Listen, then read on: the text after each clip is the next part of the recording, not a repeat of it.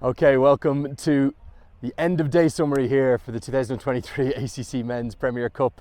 I've got no script today. I don't know what I'm going to say because it's a day that was almost indescribable in its brilliance and its drama. If you look behind me there, you can see the sight screen still down. We basically endured what was really can only be described as a mini cyclone.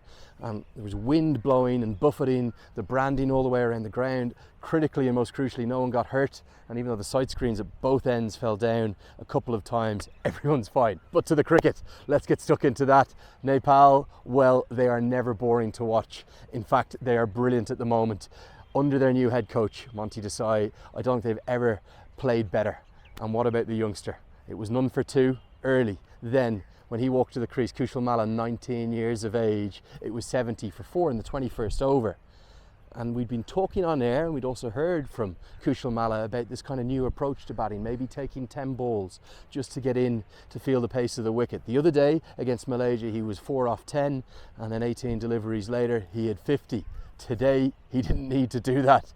He went almost right from the off. He's ended up making a 30 ball 50, and then a little while later, just 29 more deliveries. He's made a 59 ball one-day international century. I reckon it's the best ever innings I've seen with my own eyes, particularly given the context and the pressure and just how difficult everyone else was making batting look.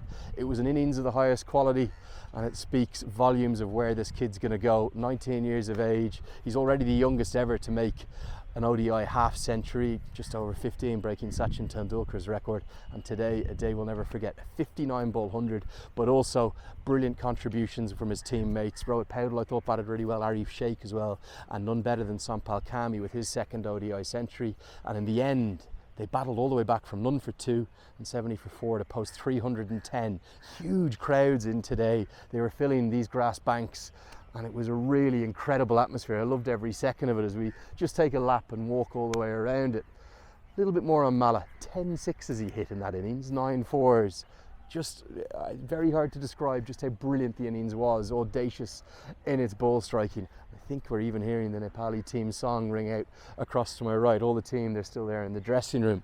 And what about the bowling effort? Well, Sandeep Lamichanne, we all knew it was going to be a special day, a historic day for him. I forgot the other record that was broken. More than 300 posted by Nepal for the first time in a one-day international. But for Lamichanne, it was always going to be something momentous today. He stood 1 wicket away from breaking Rashid Khan's record of becoming the fastest in the history of one-day international cricket to get to 100 wickets.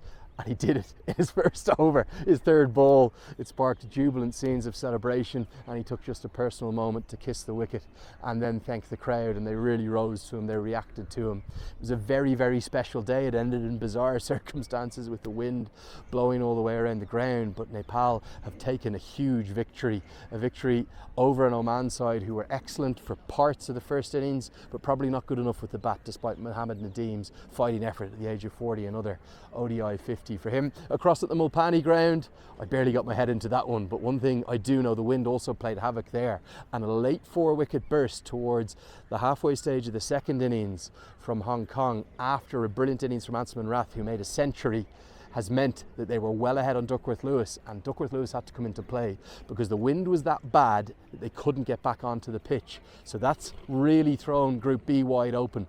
It's meant that Hong Kong are now in pole position. They're 2 from 2, just like in Group A for Nepal. They are 2 from 2, and those two sides, one more win, 3 should be enough to get you to a semi-final. It's also maybe thrown those semi-final kind of conundrums and who's going to play who right wide open.